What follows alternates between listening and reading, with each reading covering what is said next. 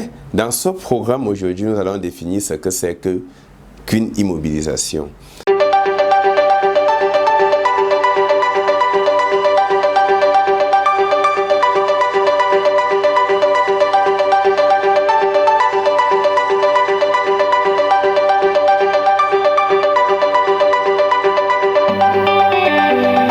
Salut à tous, bienvenue à cette nouvelle édition, n'est-ce pas, de notre concept 100 jours pour maîtriser sans définition.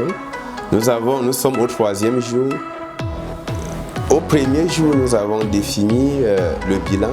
Le 2e jour, c'était l'actif. Aujourd'hui, nous allons engager une autre définition. Il s'agit de l'immobilisation. Alors, l'immobilisation, n'est-ce pas, fait l'objet justement des études très approfondies dans le cadre de la formation que nous offrons. Mais dans ce programme aujourd'hui, nous allons définir ce que c'est qu'une immobilisation. Et pour ceux qui ont bien suivi la définition de l'actif, une immobilisation est un actif, n'est-ce pas, destiné à servir l'entreprise sur plus d'un exercice. C'est tout. Ça veut dire qu'avant tout, l'immobilisation, c'est d'avoir un actif, mais qui doit servir l'entreprise à plus d'un an. Alors, qu'est-ce qu'un actif? S'il faut rappeler, l'actif, c'est un élément identifiable du patrimoine ayant une valeur économique positive, contrôlé par l'entreprise et qui est susceptible de lui apporter des avantages économiques futurs. Ceci dit, une immobilisation est un élément identifiable du patrimoine ayant toujours une valeur économique positive, est contrôlé par l'entreprise, susceptible de lui apporter des avantages économiques futurs et qui doit servir l'entreprise sur plus d'un an. Voilà ce que nous appelons immobilisation. Le caractère de procurer des avantages économiques à plus d'un an est le caractère fondamental. C'est pour ça que dans son classement à l'actif, les immobilisations, n'est-ce pas, sont placées un peu plus haut et entrent dans le cycle d'investissement. Alors, quelques problèmes se posent en matière d'immobilisation et c'est le lieu ici de partager avec vous cet ensemble de problèmes.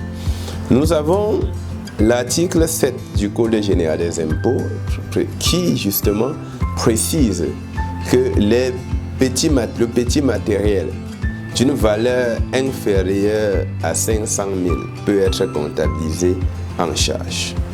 Ça, c'est la vision fiscale.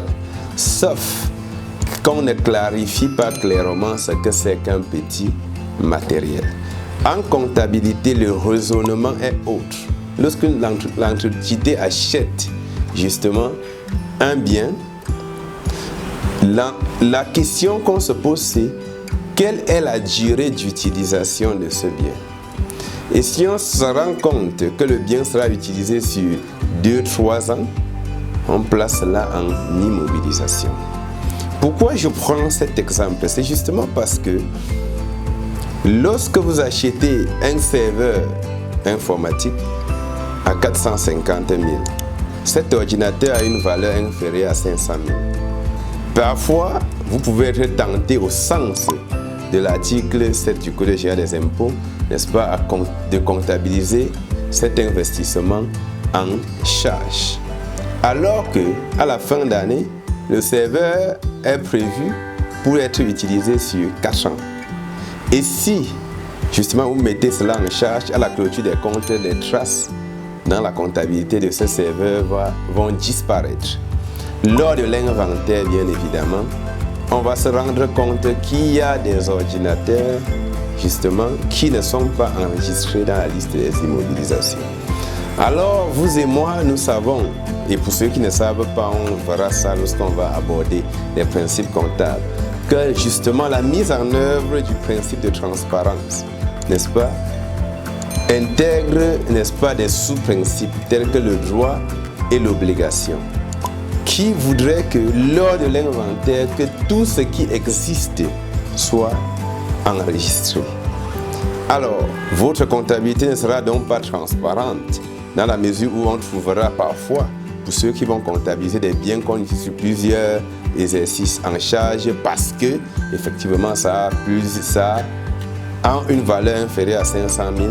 On verra des biens, mais qui ne se retrouvent pas dans les actifs de l'entreprise. Parce que lors du traitement de leur entrée, vous êtes plus basé sur la loi, le droit fiscal et non le droit comptable, qui veut que les biens, n'est-ce pas, de l'entreprise qui vont servir ou encore qui vont procurer des avantages économiques sur plusieurs années soient enregistrés comme une immobilisation.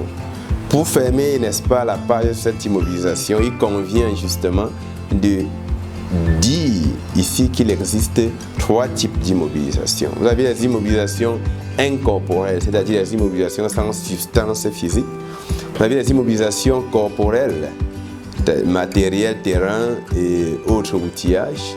Vous aviez bien entendu les immobilisations financières, les dépôts et cautionnements, les prêts et autres, les titres des obligations, les titres de participation également. Alors, vous allez justement voir dans le cadre de la formation de certification dans notre académie, n'est-ce pas, le traitement des immobilisations, c'est-à-dire le calcul des coûts. C'est dans l'application, bien entendu, du principe de coût historique, le calcul des coûts d'entrée de l'immobilisation qui peut être soit le coût d'acquisition ou encore le coût de production ou même la valeur du marché en fonction de comment l'entreprise obtient l'immobilisation. Vous verrez comment est-ce qu'on amortit ces immobilisations-là et comment est-ce qu'on fait la cession. Mais dans nos formations, et c'est très important de souligner ici, vous aviez justement les nouvelles approches, n'est-ce pas, d'analyse des immobilisations telles que l'approche par composante, n'est-ce pas, la compréhension de la notion d'actifs qualifiés, si vous voulez, mais surtout, n'est-ce pas, on étudie en large l'ensemble des méthodes d'amortissement comme l'unité d'œuvre, les composantes et autres méthodes d'amortissement. Merci pour cette 3e journée de définition où nous avons défini l'immobilisation et à très bientôt pour une nouvelle définition sur Blessing Business Academy. Alors profitez des vôtres.